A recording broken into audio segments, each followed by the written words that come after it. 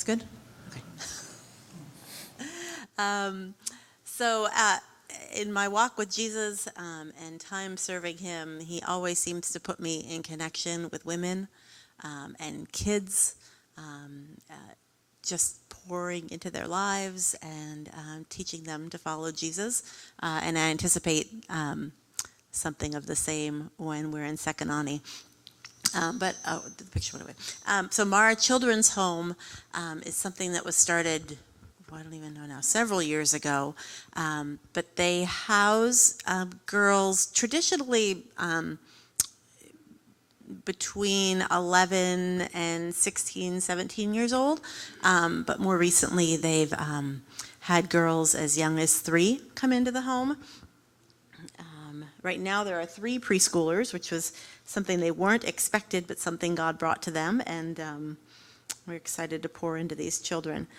Most girls there's 26 girls at the children's home right now, and most of the girls there have run away from or been pulled out of a child bride situation.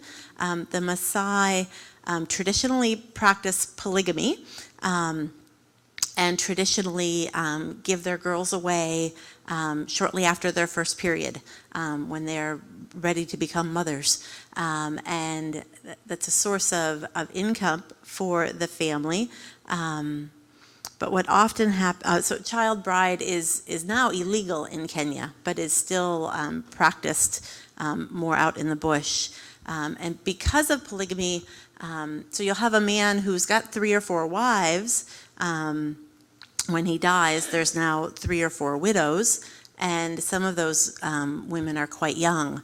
And that is left up to either an older son or an uncle to take care of those widows and their children, which can be really difficult when you're facing poverty. And so often those girls are then given away really young.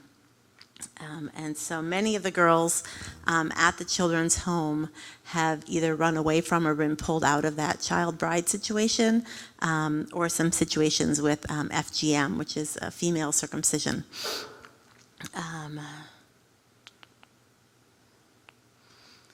So I wanted to just share a couple of stories of some of the young girls who are in the home. There's a young girl who I believe just graduated from 8th grade, but her mom lives in the village and is a widow. And when her husband died, she kind of saw the writing on the wall that her daughter was likely going to be given away, and reached out to the Sawyers and said, can you take my daughter? Can you take her out of this situation?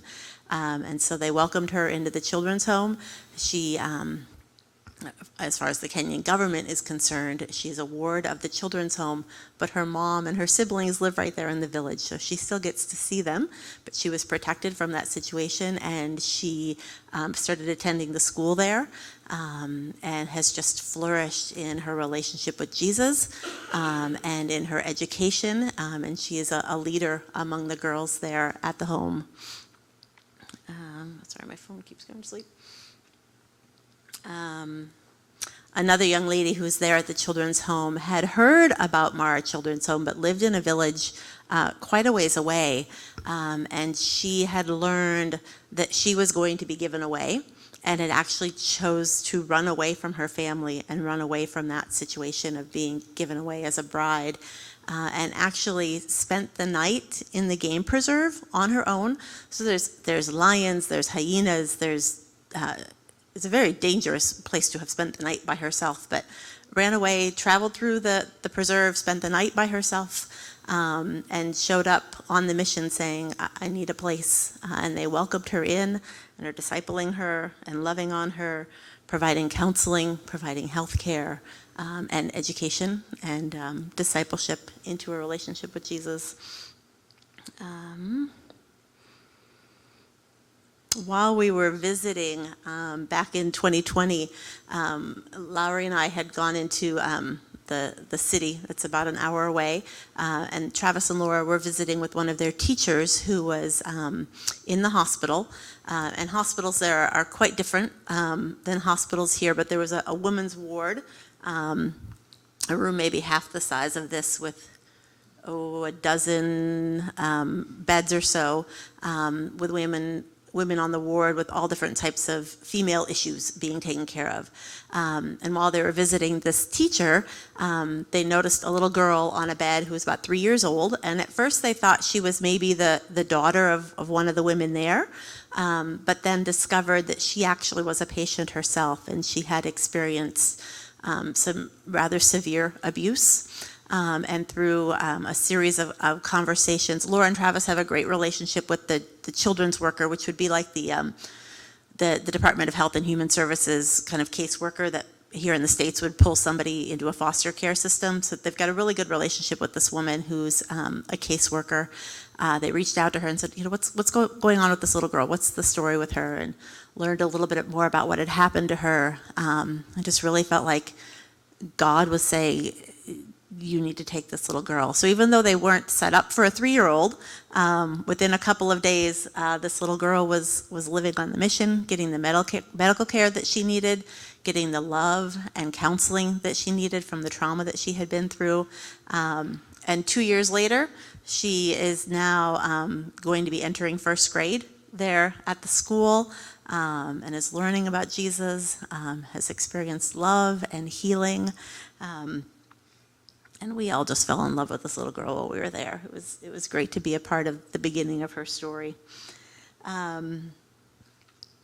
So another young lady I want to tell you about, she ran away from a child bride situation when she was 11 or 12, and at that point she had been through second grade, and that was the end of what her family situation had allowed for her to experience for school. She ran away from her family when she was going to be given away, came to the children's home, and started going to school at Mara Christian Academy. So imagine you're 11, 12 years old, but still in second grade. So by the time she graduated from 8th grade, which was just this last year, and she scored one of the highest marks at the school, and really high in the county as well. So she'd been at the children's home for a number of years, is now graduating 8th grade, but is almost 18. And the Kenyan government has started certifying children's homes, which is good because that means that they're being held to a standard, children are being cared for better, but that means that at 18, children can no longer be in children's homes. So as Jane is graduating from 8th grade and going off to one of the high schools, when she comes back on break, she can't stay in the children's home. And there's a number of girls who are reaching that age, 16, 17, where they see on the horizon something else is needed. And so the Sawyers are building what's called the Haven, which is going to be sort of like a youth hostel, where the girls then who are coming back from break can come and stay, live on break, whether they're going off to high school, whether they just need some job training, or maybe eventually would choose to get married. But this is a sort of transitional housing for those girls who have sort of aged out of the children's home, but still need that love and care and support. And so I anticipate working a lot with these young women, and then the women in the community who are just learning to love Jesus. I have time for a couple more stories? A little bit. Many of the Maasai women didn't have the opportunity for a lot of education, and so a lot of them are illiterate, and they have these solar-powered MP3 players where they can listen to the Bible in Maasai, and will walk around their house, doing their housework, walk around the village, listening to God's Word. And there's one woman whose husband is not interested in going to church, and says that he is not interested in Jesus. But she has her little MP3 Bible playing wherever she goes, and if she's in the other room, he will often say, "I can't hear that, turn it up." So he's listening in the other room to God's Word, and God is having an effect on the lives of these women and in their husbands and their children as well. So, all right, I'll turn back over. I can tell you more stories later.